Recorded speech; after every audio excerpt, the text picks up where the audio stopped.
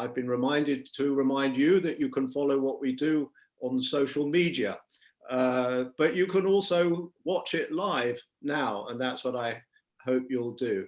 I'm not going to say anything more about Anuk because we're very happy to welcome Shivani Radhakrishnan, who is going to introduce him. So I will just say a few words about Shivani, who is a writer whose work has appeared in outlets such as N+1, Washington Post, and other sources. She has a BA in philosophy from Princeton and an MPhil from Oxford. She has spent time in Vladivostok, but happily she's now back in New York, where she is a candidate in the same philosophy department, a doctoral candidate in the same philosophy department that produced Anuk 2 years ago. So I'm not going to say any more. I'm going to hand over to Shivani. She will introduce Anuk and they will have a conversation. And as usual, at the end of that time, I expect that there will be plenty of time for questions, and you should feel free to post questions up in the chat for when that happens. So without more ado, over to you, Shivani, and thank you very much for joining us. Thank you. Thanks, Mark, and thanks to the Institute, as well as to Anuk for having me here at this event. So Anuk and I first met at a house party in New York when we were both PhD students in philosophy. The apartment was heavy with music, but our exchange had its own infectious pulse. I remember speaking about Robert Musil's The Man Without Qualities, the Tamil Imaginary, and solitude. Anuk, even in conversation, seemed to open a new horizon on the philosophical, and I admired the way he would probe concepts like loss, habit, and desire through his reading and writing. Anuk's debut novel, The Story of a Brief Marriage, in 2016, was set over the course of a single day and night during the Sri Lankan Civil War. In the book, time appears liquid and slippery. The novel's possessed by the notion that some of the most fleeting moments in our lives occupy a space that doesn't match their original duration. Anuk's writing forges strategies to allow these transient moments to register as narratively significant. I was struck by the ordinariness of human intimacy in the story of a brief marriage. In Anuk's writing, people touch, wash, sleep, eat, and speak, while all around them, a war marks these everyday moments as both fraught and fragile. While in his first novel, Anuk's investigations into time occur against the awareness of their brevity, his new novel, A Passage North, it's forthcoming this summer, confronts time through duration and distance.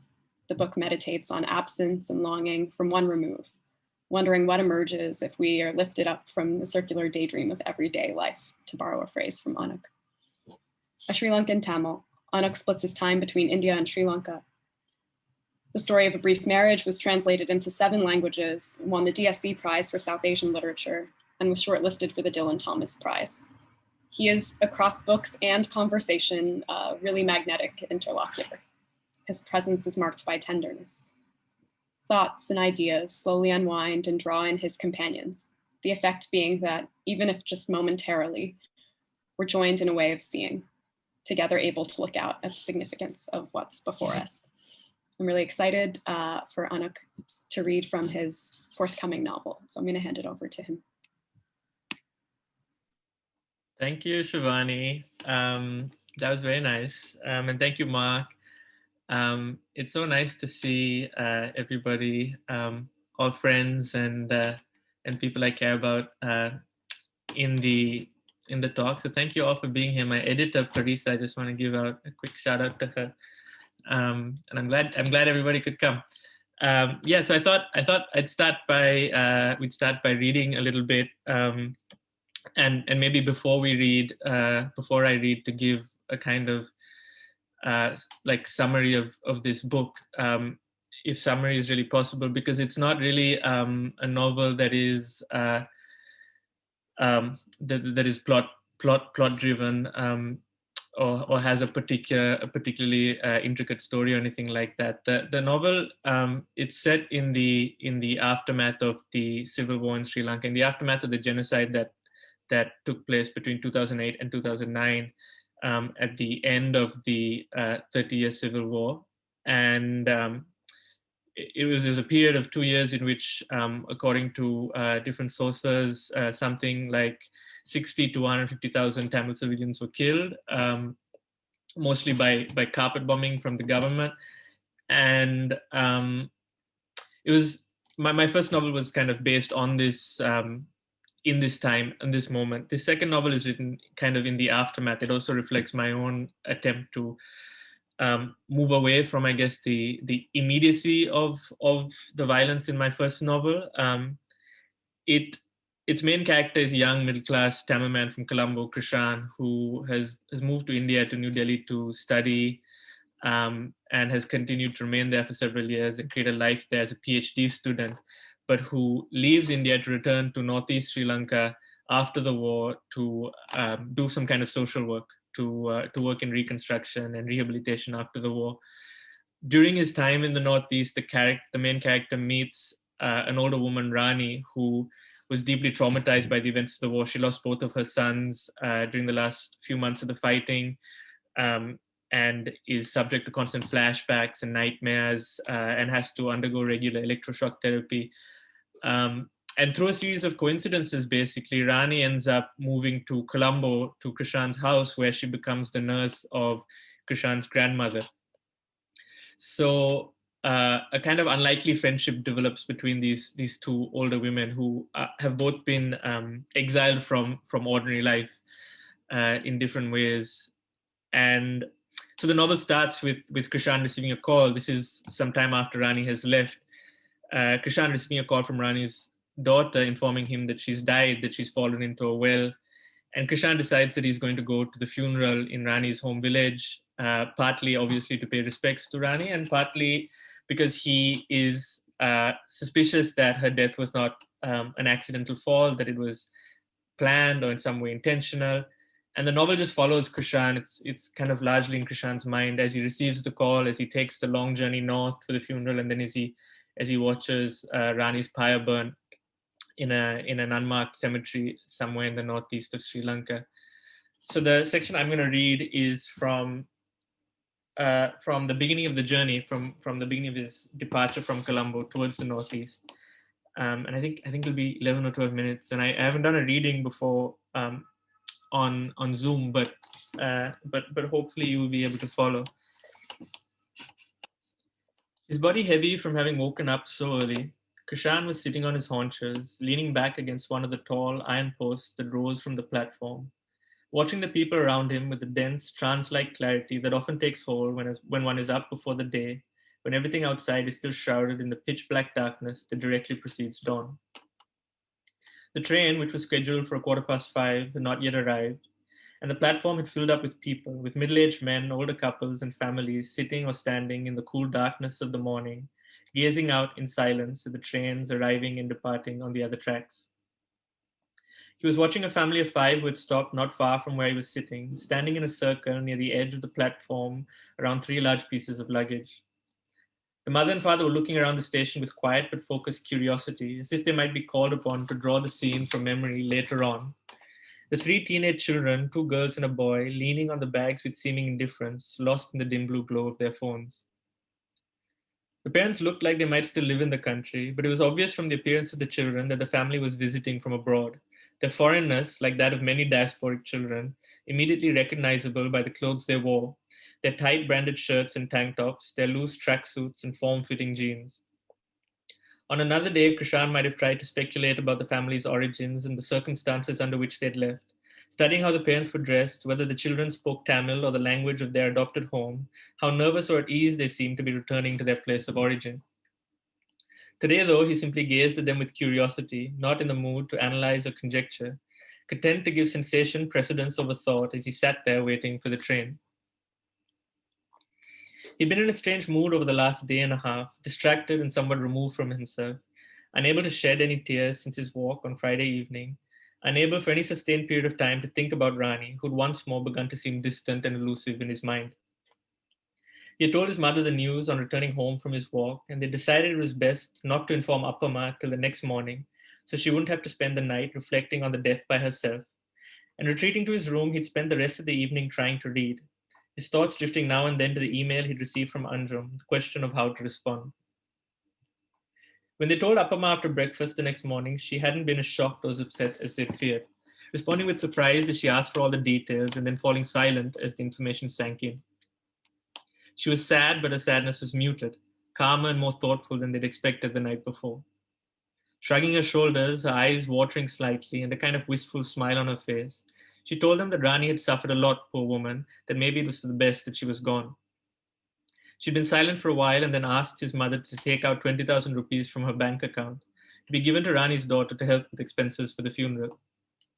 It was money Krishan didn't know his grandmother had, money she'd apparently saved up over the years from her monthly pension payments, modest sums she received because her husband had been a teacher in their village in Jaffna. He'd been surprised to learn Appamma had a bank account, that she was actively keeping track of the money she received. He'd been even more surprised at the generosity of the gesture, given the childish self-absorption he'd come to associate with her in her old age. He'd known his grandmother was close to Rani, that the two of them had spent nearly every day together for almost 2 years. But the majority of their relationship had taken place while he was elsewhere, it made him realize, while he was busy with other things. And listening to his grandmother reminisce about Rani at various points of the previous day, he could tell, despite her measured response, that the two of them had been intimate in ways he had no inkling of. The platform began to resound beneath his feet, lightly at first and then more heavily, and looking to the right, Krishan saw that their train was approaching the platform slowly from the distance. The exterior was a dull red that had been stained over the years by rust, smoke, and grease. Not one of the sleek new models bought recently with loans from China, but one of the older, heavier, boxier trains purchased decades before from India. Everyone who'd been sitting and standing as if half asleep immediately clutched their bags and began hurrying in search of their carriages, roused by the thick smell of diesel. But Krishan remained where he was, watching as the family from abroad began making its way through the crowd, the 3 children listlessly following their parents toward the front of the train. He waited till they disappeared into the crowd, then standing up heavily and throwing his backpack over his shoulder, proceeded to the second-class carriage where his own seat had been booked. He climbed the vertical steps up to the carriage and, squinting in the harsh fluorescent light of the compartment, made his way to his seat, which he discovered, to his satisfaction, was by the window. The boy in his early 20s sitting next to him smiled and stood up to let him into his seat, probably Sinhalese from the look of him, which meant, Krishan noted happily, that he would probably be getting off somewhere in the south, that there was a chance the seat beside his would be empty for the remaining portion of the journey. Resting his bag on his lap, he sat down and looked out at the now much emptier platform, listened to the calls of the men who went up and down the platform selling tea, coffee, and peanuts to passengers through the window. He wondered whether he should try to sleep, since he'd only gotten 3 or 4 hours that night, but he decided he would stay up despite his fatigue to preserve for as long as possible the calm focus that had held his mind since waking. He took out of his book the book he'd brought, a book about Indian militarism and the occupation of Kashmir that he'd wanted to finish for some time but had been struggling to make progress with. He flicked through the pages thoughtlessly, more to hear the sound of the flicking than to find the place he had stopped, till a heavy clanging sounded from deep inside the train and caused the carriage to shake, the familiar yet always surprising sound that signified the train's imminent departure and came, he liked to assume, from the massive pressure of the brakes being released. The train jerked forward a little bit, hesitated for a few seconds, then began to stagger forward. The fluorescent lights in the carriage went off, shrouding everything in the blue darkness of dawn, and grateful that reading was no longer a possibility, Krishan put the book back down and leaned back as the train made its way out of the station. The thin floor reverberated beneath his feet, and the glass windows trembled against their frames, the clanging of the wheels against the tracks growing heavier and more rhythmic as the train picked up speed. It was his first time traveling all the way north by train, and looking out at the abandoned carriages and cluttered workshops just outside the station, the shanty settlements strung out along both sides of the tracks, strangely desolate in the small, bright circles of light cast by occasional lamps, he began to feel, despite his fatigue and the somber purpose of his journey, a mood of anticipation gently rising inside him. The same sense of possibility he'd always felt when embarking on long train journeys, the sense that he was leaving behind everything that limited and constrained him, moving towards some vast and unspecifiable future. It had been some years since he'd felt this mood of optimism while traveling. For though Krishan had traveled frequently between north and south during his time in the northeast, he'd always traveled by bus on these journeys. The train hadn't been functional till the previous year, the northern section of the line having been completely destroyed during the war, and bus in any case was the more utilitarian option, faster, cheaper, and more easily arranged at the last minute than train. There was something much more stressful about traveling by bus, Krishan felt. For traveling out of Colombo by road, you were constantly blocked or impeded by traffic, especially in buses because of their unwieldy size and the narrowness of the roads. Bus drivers were often in a state of physical tension, their hands tightly clutching the steering wheel and the gear stick, their feet constantly pushing down on the pedals, suddenly accelerating and braking in the pointless attempt to overtake slower vehicles, attempts born out of a deep anxiety to finish their routes as soon as possible, despite the fact that it was impossible, no matter how quickly they went, to speed up even the longest journeys by a meaningful amount of time. The constant frustration of the drivers, which invariably communicated itself to the passengers too, seemed only to make them tenser, to spur them on more recklessly, pushing them to overtake on bends and when vehicles were approaching on the opposite lane, a frustration that was no doubt one of the major causes of the road accidents that took place around the country each day. They spent the majority of their lives in such a state, Krishan knew, and imagining these drivers as they lay awake in their beds at night, their bodies still caught up in the tension and strain of the day's driving, he wondered sometimes what their dreams were like when they were finally able to fall asleep. Whether they saw visions of broad, empty, smoothly tarred roads, unlike the ones they came across in real life, roads that stretched out into the horizon and down which they could accelerate into infinity, endlessly and without obstacle, as long as they pleased. Traveling by train was different, for even if there were occasional delays and breakdowns, there was never any traffic on train rides. No effort or strain required as you were borne smoothly and inexorably toward your goal. Looking out at the silhouettes of the city passing by in the darkness, Krishan thought of all the hours he'd spent on trains during his time in India, when he was on holiday from university and had the chance to leave Delhi to see other parts of that vast, seemingly endless country. He'd spend most of those journeys sitting or lying on his seat or berth, reading, listening to music, or simply looking out at the small, unpeopled rural stations, the hot winds rushing into the carriage through the open doors and windows, allowing him to breathe in the air of the places they passed and absorb their smells, as if he were in some kind of communion with these small towns and villages as they flitted by. The constant movement of wind through the carriage would feel like a calling to him from outside, and leaving his seat, he would go down every so often to the linking section between carriages. By standing in a corner, he would look to make sure nobody was watching, light himself a cigarette, and pull open one of the heavy train doors, one hand tightly clasping the grip on the door frame so he didn't fall into the passing landscape, the other holding the cigarette in front of his body so that no one passing behind would see that he was smoking. The warm, fragrant air of the countryside buffeting his face, he would look out at the wide expanses of farmland, brush, and forest, at the plains that went by for sometimes hours at a stretch without stopping. And he felt at such moments something close to a sense of liberation. If not quite liberation, then the sense at least of being on the verge of liberation. It was as if at such times he was permanently suspended in the blissful but always vanishing space between desire and satisfaction. In that region of the self where one is no longer anguished by the absence of something one feels to be necessary for one's salvation, but not yet saddened by the disappointment that attainment of desire always seemed to bring. For strong desire, desire that radiates outward through all the regions of the body, always seems to involve the hope or belief that attainment of the object of desire, whether a person, place, or situation, will change everything completely, will end all absence and yearning, all effort and struggle, that it will stem somehow the slow, sad passage of time. We experience, while still young, our most thoroughly felt desires as a kind of horizon. See, life is divided into what lies on this side of that horizon and what lies on the other, as if we only had to reach that horizon and fall into it in order for everything to change, in order to once and for all transcend the world as we have known it.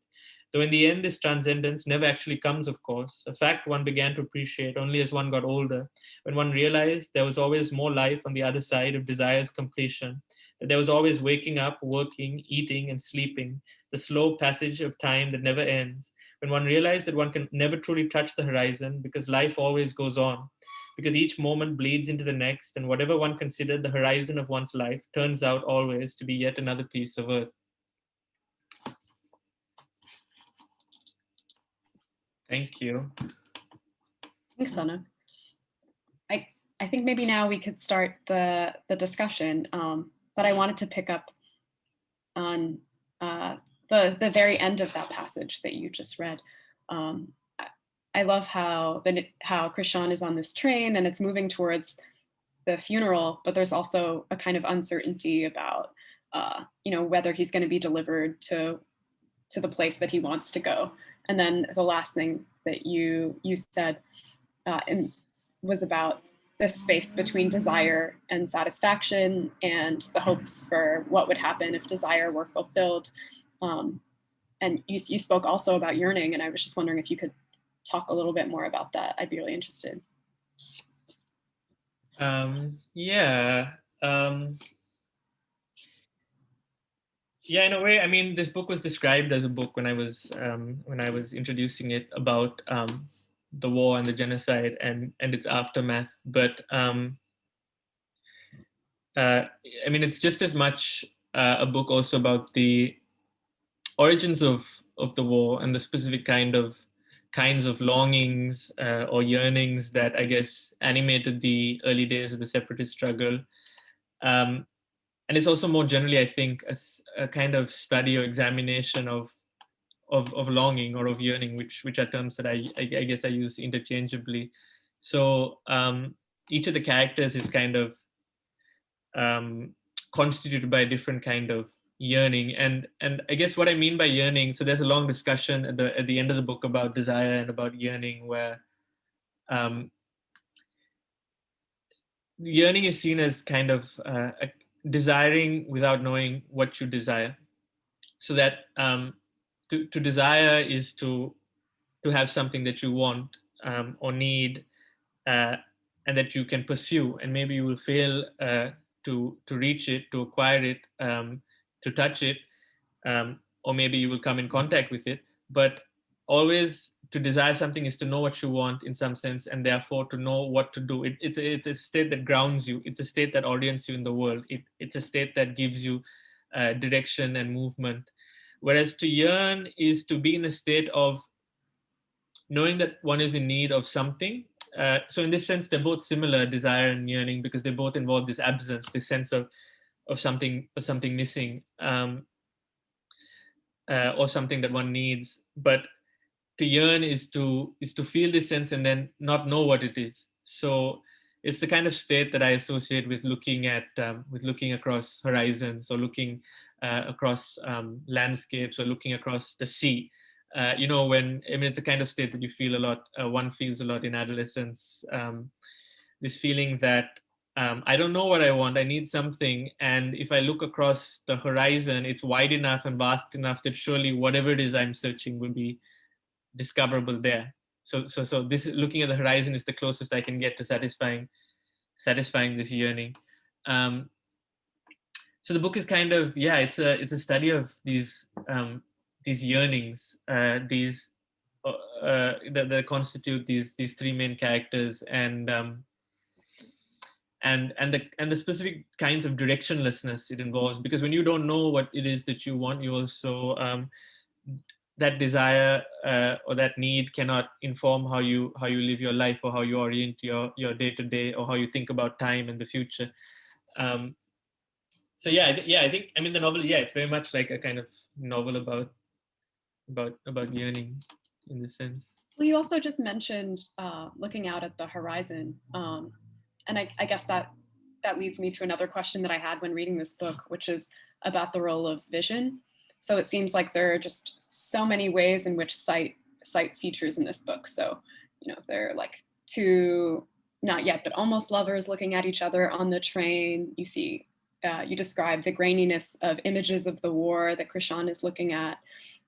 There's another moment in the book where Krishan looks at, I think it's on the Delhi metro, he looks at someone and there is this glance that could be threatening or friendly, and the way that can change just based on a few moments of eye contact.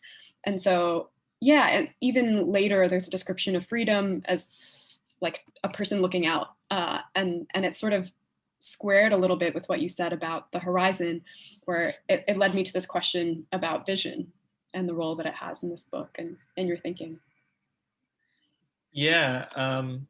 Actually, my editor producer will know, because we've gone through several versions of different possible titles, and one of them was In Search of the Distance, and the other one was Visions, both of which I think were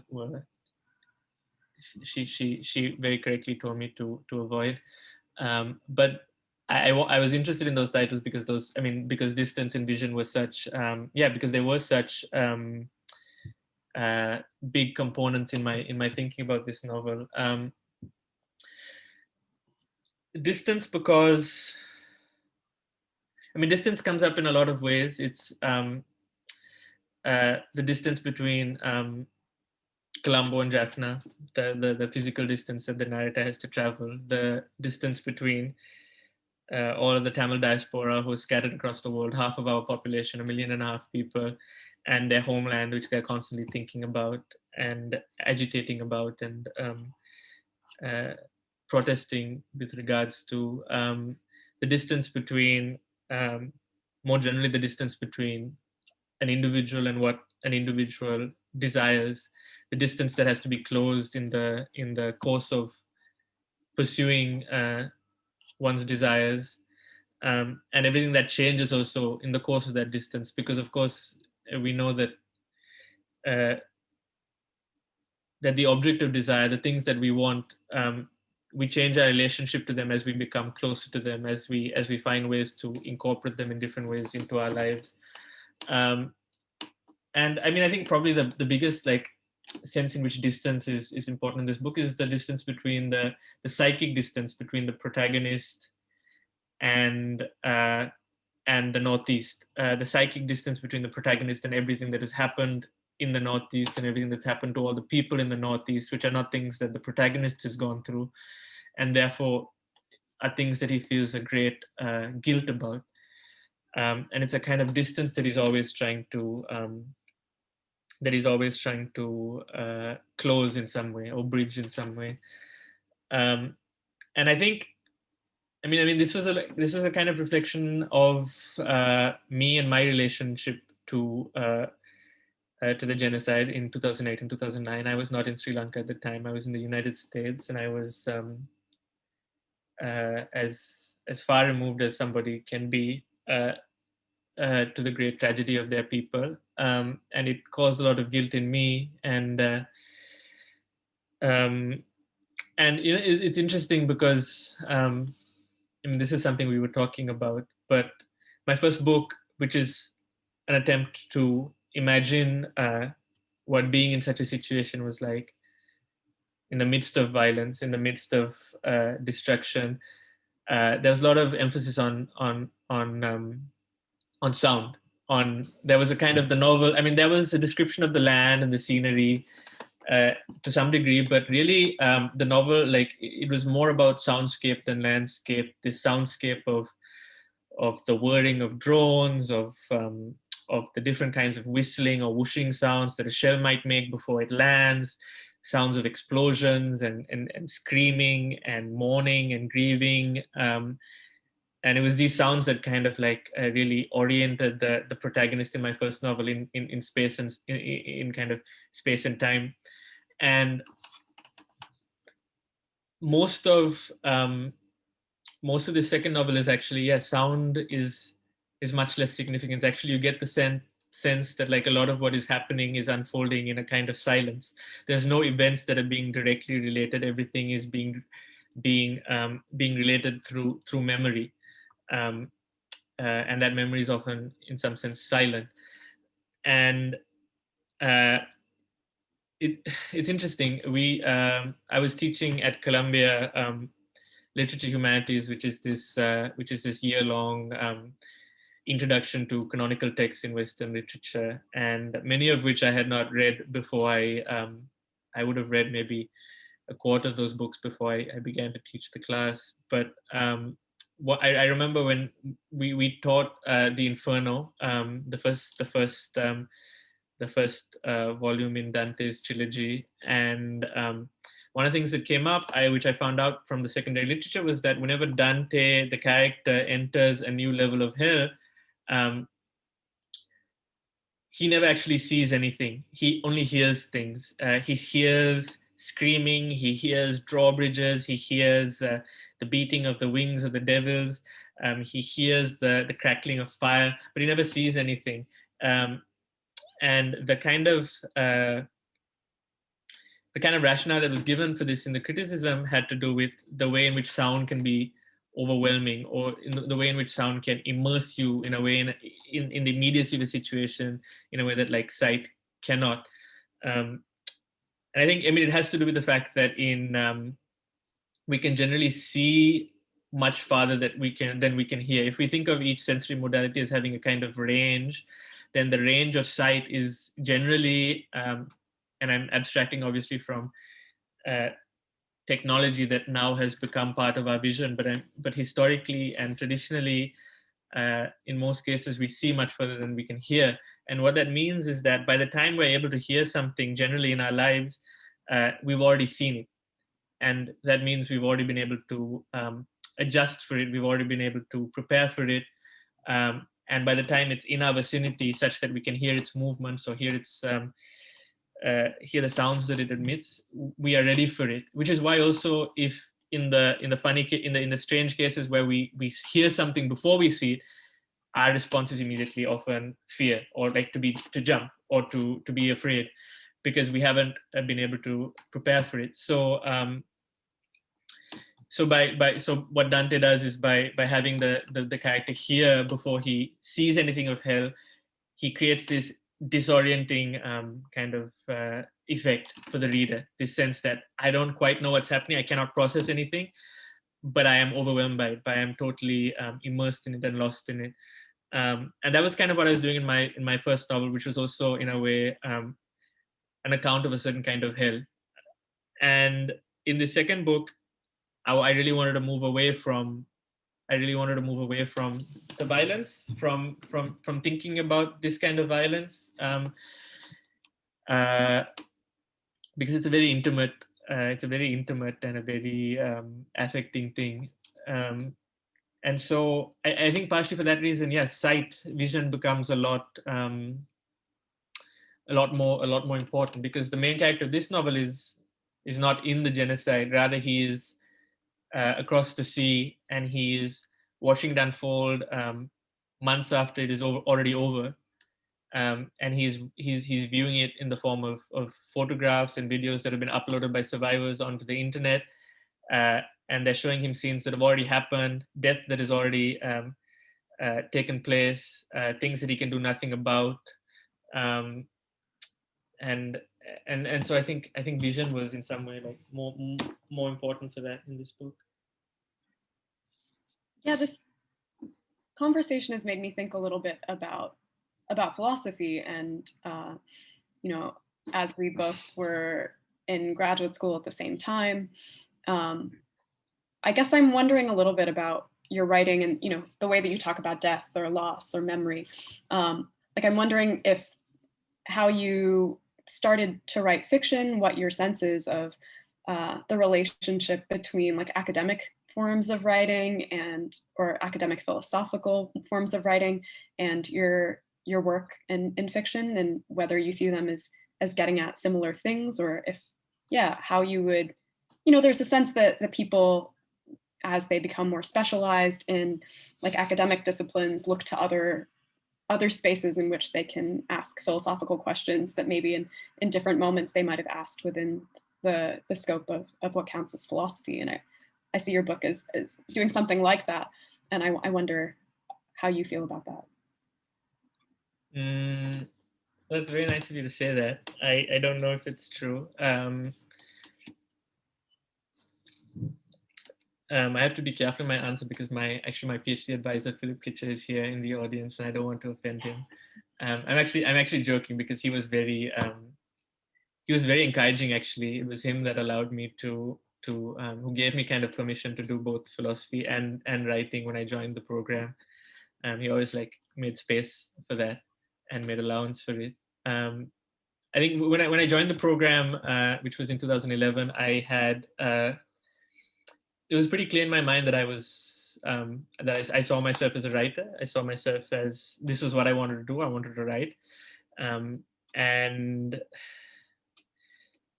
which is not to say that I didn't want to do philosophy, because I was very keen. I was very immersed in philosophy when I was in my high school. I think because of the war, my parents, who are also here, hello, did not, generally like young Tamil boys, they were like afraid to let them out just like hang around on their own outside home because of because, you know, they might be detained or interrogated by soldiers or police. So I spent a lot of time at home when I wasn't doing activities. I spent a lot of time at home by myself, and I, like, through a series of accidents, I ended up reading a number of. I ended up reading a lot of philosophy books when I was maybe 15, 16.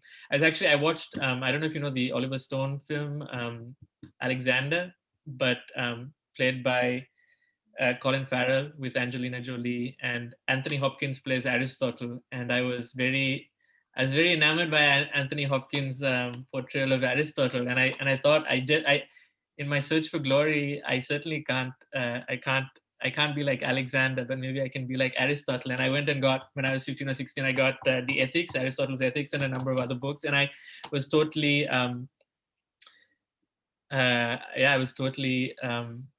taken by this kind of philosophy. And I think, you know, I mean, it's also a feeling you feel when you're young a lot. There are moments of, you know, we think of philosophy in terms of philosophical problems, or that is generally how a lot of philosophers in the Anglophone, in the English-speaking tradition of philosophy, think of philosophy as problems that need to be solved. I've been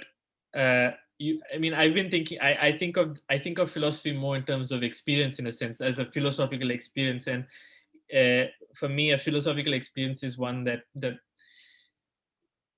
And I mean, there's no point in defining strictly, but they're often, philosophical experiences are ones that move you to ask about the conditions of a situation, the kind of invisible walls of a situation. There are situations in which you are filled with a kind of mystery and a sense of wonder, and also a kind of great attentiveness to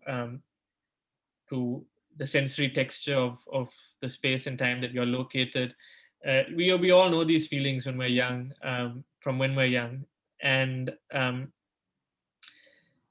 more philosophy I studied, or once I started studying it professionally, I began to see that a lot of philosophers were actually not interested in this state of mystery, this condition of wonder, this sense of ignorance, which actually is such a joy to dwell in, rather than something. Often not knowing is something that leads us to anxiety, but philosophical ignorance for me is actually a real joy. Like the sense of not knowing that comes, the philosophical sense of not knowing what exists beyond what you know. I found that a lot of philosophers were actually interested in closing down this sense of mystery, or this sense of wonder, that they wanted solutions to what they call problems, so that they could feel that everything was over and done with. And whereas I wanted to simply dwell in this state. And I think as time went by, I began to see that literature, or certain kinds of literature, allowed for this kind of dwelling, for us to both be in the presence of what is wondrous, for us to also attempt to come to terms with what is wondrous, but also for us to acknowledge that in some way it should be beyond our kind of our conceptual, like discursive conceptual abilities. And so I moved. I guess I by the time I was 20 or 21, I'd studied enough philosophy for it to be a career path. But what I really wanted to do was to write. Yeah, maybe with that, I mean, I have tons more questions, but I think maybe with that, we can dwell with you a little bit as you read another passage from your book. Okay, sure. Yeah. So we were thinking I'd read one more section, right? And this is just a continuation, actually. This will be another 10 minutes, I think, but this is a continuation of what I was reading earlier, and it stops where I stopped earlier.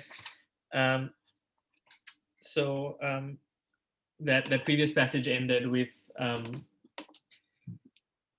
this line: "Whatever one considered the horizon of one's life turns out always to be yet another piece of earth." His thoughts had often returned to the cloud messenger during those long journeys.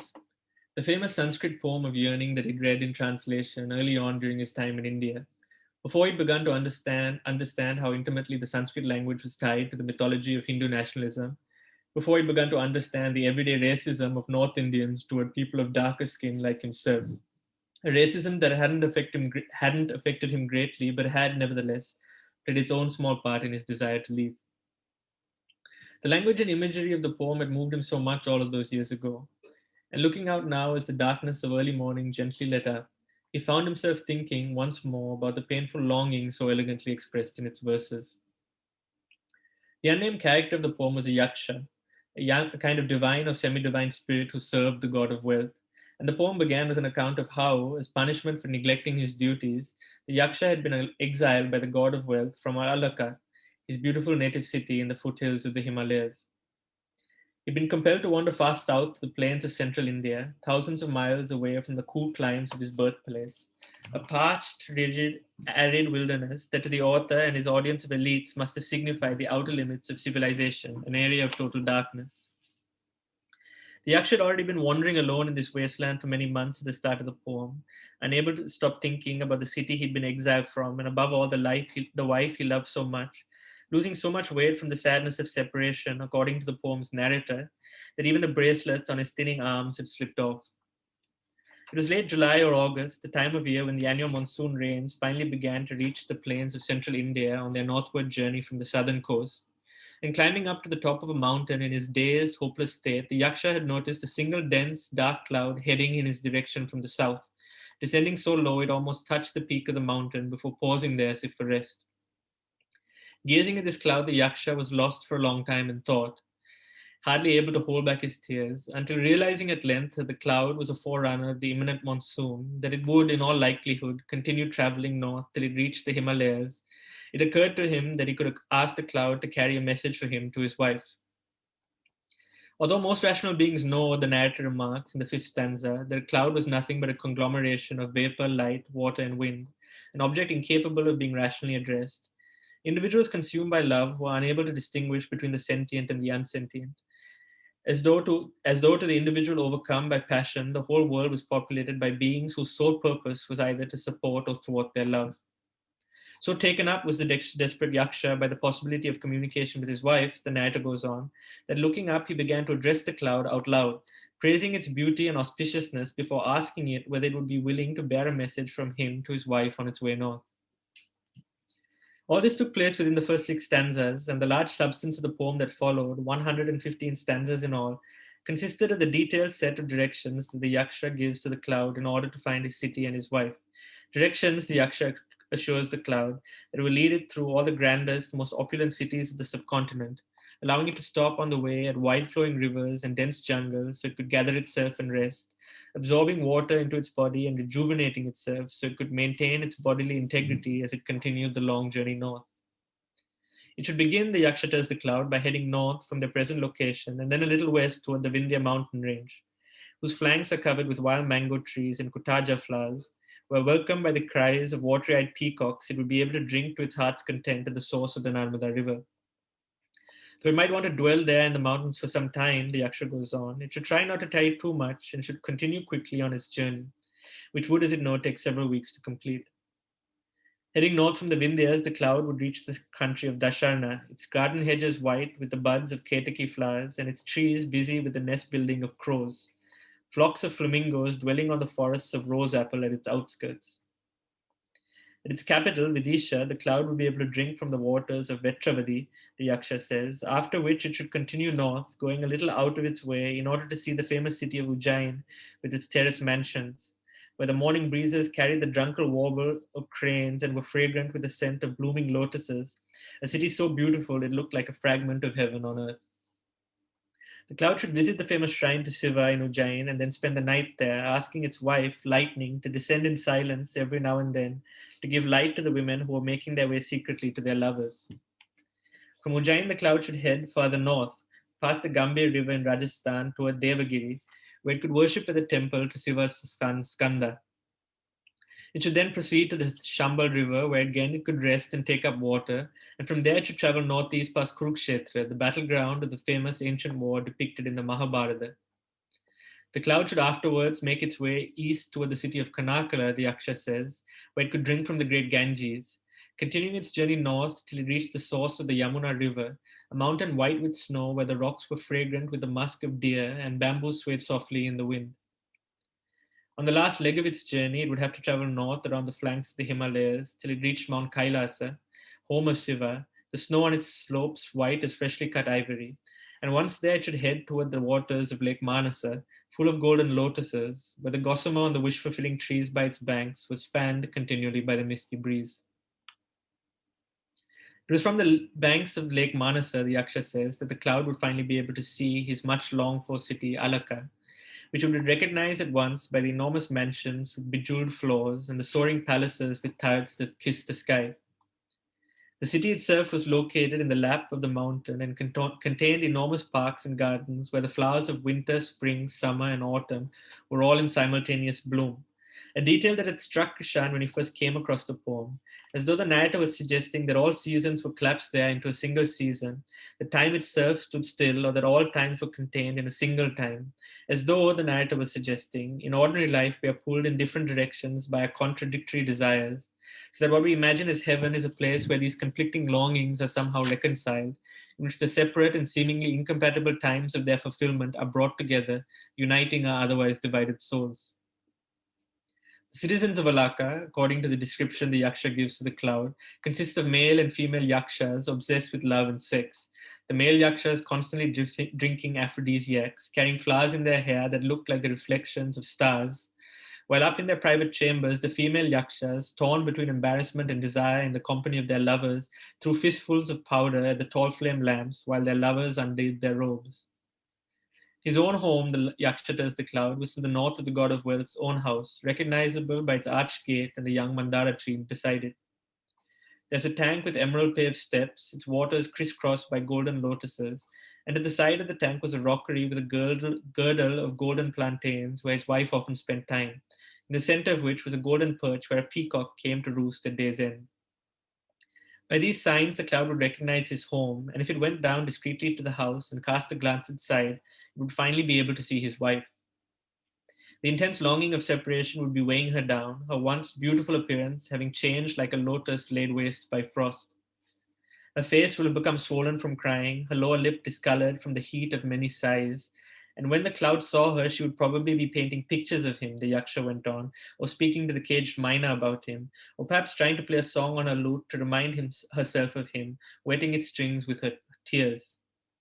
She might be marking out the days and weeks left for his exile to end, or perhaps lying there on the bed fantasizing about the two of them in the throes of passion. For these, he explains, were the many ways that lovers wiled away their time while separated. The cloud should wait until night time before alerting his wife to his presence, since it was at night that loneliness would most affect her, when she would be most in need of his words. It should go down to the window of his wife's chambers, and if she was sleeping, the cloud should let her sleep on for the first watch of night, just in case she was dreaming of him. When the first watch was over, he goes on, it should wake her up by sending in a cool breeze through the window. And it is only at this point in the poem, after addressing the cloud for an entire 89 stanzas, that the Yaksha finally shares the message he wants to send. The cloud should begin by announcing to his wife that it has been sent by her husband, he says, which will guarantee that she listens attentively. Since to a person separated from their lover, news of the lover was almost the same as being physically united again. The cloud should inform her that her husband is alive and well, that he is wondering how she is doing, and that he cannot stop thinking of her. He sees her image everywhere around him, her arms in the slender vines, her flirtatious eyebrows in the ripples of a stream, and he wonders constantly how to make the rest of his allotted term of exile pass more quickly. He asks her not to become disheartened or grow suspicious of him, promises that he will be back as soon as possible, and with this the Yaksha ends his brief message, a message that, after his richly described account of the path the cloud should take on its journey, after his meticulous instructions for how to find Alaka and how, having arrived there, to recognize his home and his wife, strikes the reader as strikingly superficial. It is as though, after giving what amounts to an extended literary map of half the subcontinent, a vast poetic travelogue of all its great cities and natural wonders, the Yaksha realizes he doesn't actually have much to say to his wife, that words will never bridge the distance between him and her, the geographical but also the temporal and psychic distance, the distance between all that has happened and all that has changed in the time since their separation. Having delivered his message, the Yaksha looks up at the cloud, which has not, of course, said a single thing during his entire monologue, then expresses his hope that the cloud will carry his message without delay, adding that in no way does he consider its silence a refusal. His request is unusual, he acknowledges, but the cloud should take pity on him, and he will pray in the meantime that the cloud never be parted in a similar manner from its wife Lightning. It is with this last statement that the Yaksha ends his speech and the poem too comes to an end. Though Krishan could never think about the poem's last lines without dwelling also on the image suggested so obliquely by its ending, the image of the Yaksha looking up from that lonely mountaintop as the monsoon wind blows in from the south, the image of that desperate, homesick, divine or semi-divine being watching helplessly as the cloud is ushered north, its edges slowly dissolving as it is pushed farther and farther into the distance, its bodily integrity imperceptibly dwindling, and with it the message entrusted with so much longing, till finally, like the dissipation of desire into yearning, it evaporates soundlessly into the nothingness, the horizon. Thanks, Anuk. So I guess now we'll open it up for questions. I see that there are a few questions already in the chat, but if you have questions for Anuk, please do just leave them in the chat and we'll get to them. So the first question comes from your advisor, Philip, who I was also lucky enough to TA for. And it goes this way. My question concerns two writers who've influenced you, Bernhard and Emerson. Your reflections on dwelling in wonder seem to chime well with Emerson, but your central character, Krishan, while meditative in the way that Bernhard's protagonists typically are, isn't splenetic like them, but much more other-directed. Could you say more about the ways in which these two writers have left a mark on your novel? Thank you for that question, Philip. Well, Bernhard is easier to say because this novel was actually explicitly modeled on a Bernhard novel, Extinction in English. I don't know what it's called in German, but it's a novel set in two parts. The first part is called in English Telegram, and the second part is called Will. And basically, the first part is just the narrator in his room in Vienna, moving between the window and his desk. As he's reflecting on a telegram he's just received informing him that his parents and his brother have died in a car crash. So the entire first part is just him moving back and forth, dwelling on his mother, his father, his brother, and in his kind of typically like frustrated and angry and paranoid way. And the second part is the narrator now transported to another room in his parents' estate in rural, I guess, Austria, where the funeral is taking place downstairs, and he's looking out the window as dignitaries that he is keen to remind the audience that the reader that these are Nazi or Nazi related or affiliated dignitaries come and go to the funeral. And he's too annoyed by the whole spectacle to even go downstairs. But so there are these two parts, and it's a novel that reflects on a death, on deaths. And I was really taken by the kind of sustained intensity of engagement with the consciousness of an individual, because the protagonist of that novel doesn't actually have conversations with people. There's no actual interaction between him and anybody else. In both cases, he's an individual in a room, simply reflecting. I was very like enamored by that, and I wanted to see if I could do it. And partially that's because I see myself as kind of, like an apprentice writer, that I take on apprenticeships. And this novel, I think for me, was like very much an apprenticeship to that other novel. I wanted to see if I could maintain that intensity of engagement, and I could not, which is why the novel involves a journey. But in other ways, I was able to do certain things that I appreciated in that novel. Even though my novel is entirely different in mood, entirely different in its tone and tenor. And with Emerson, I really love Ralph Waldo Emerson. He's an essayist who is sometimes classed as a philosopher, and he is full of that precisely that sense of wonderment. I can't say. There are lines that I remember from Emerson very vividly.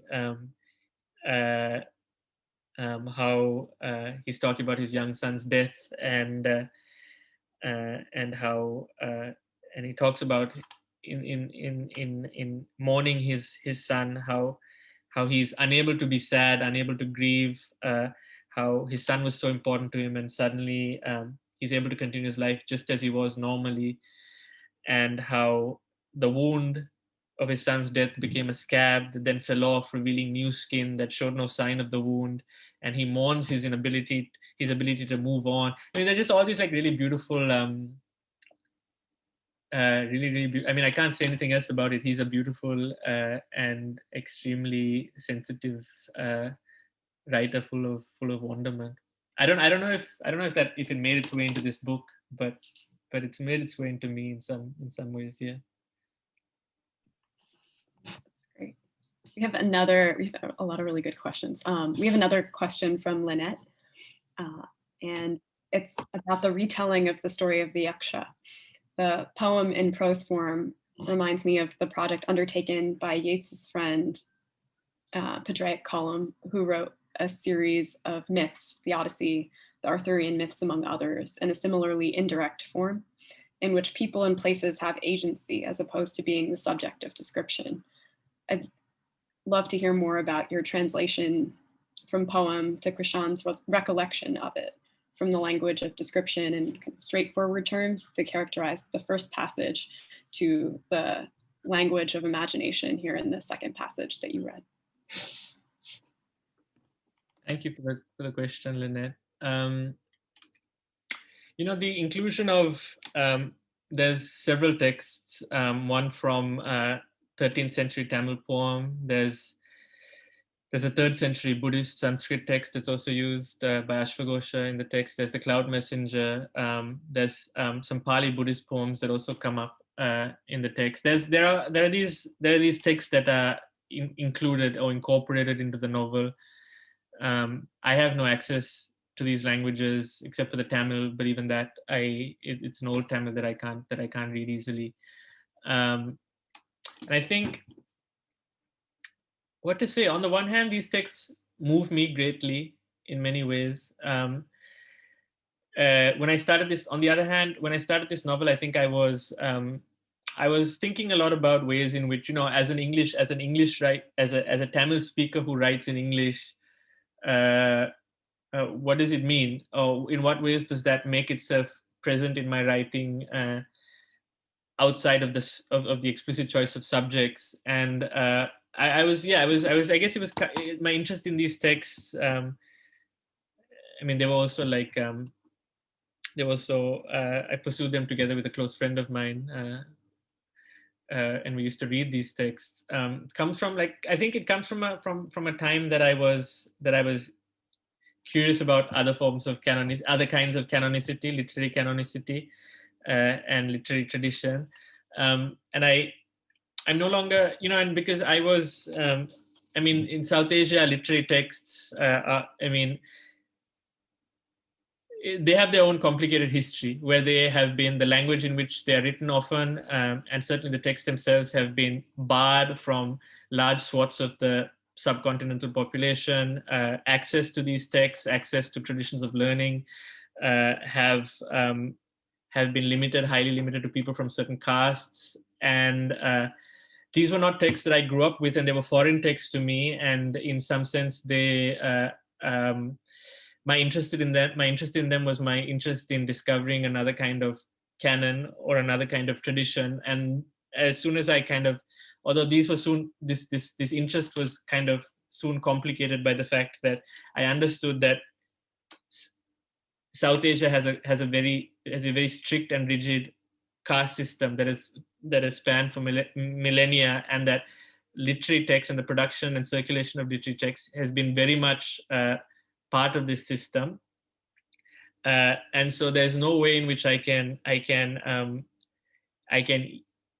because also I would have been excluded from access to these texts, or my ancestors would have, in some sense.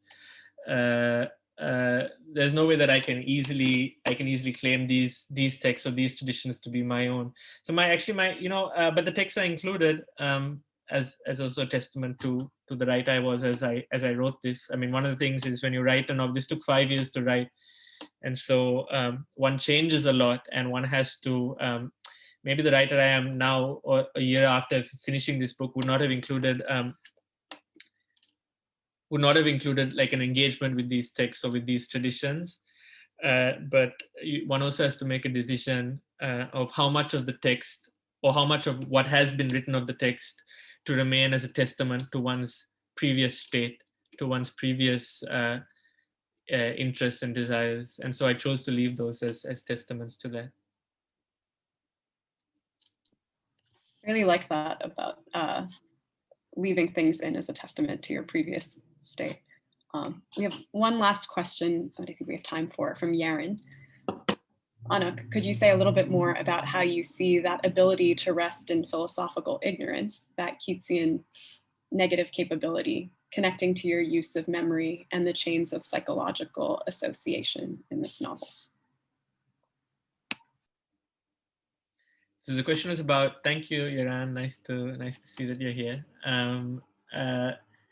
about this wonderment or this sense of wonder and what? And your use of memory and the chains of psychological association in the novel.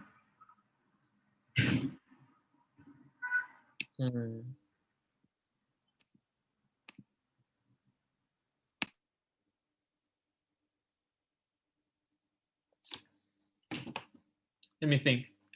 It's a good question. Well, okay. I mean, I'll start from a roundabout way, which is that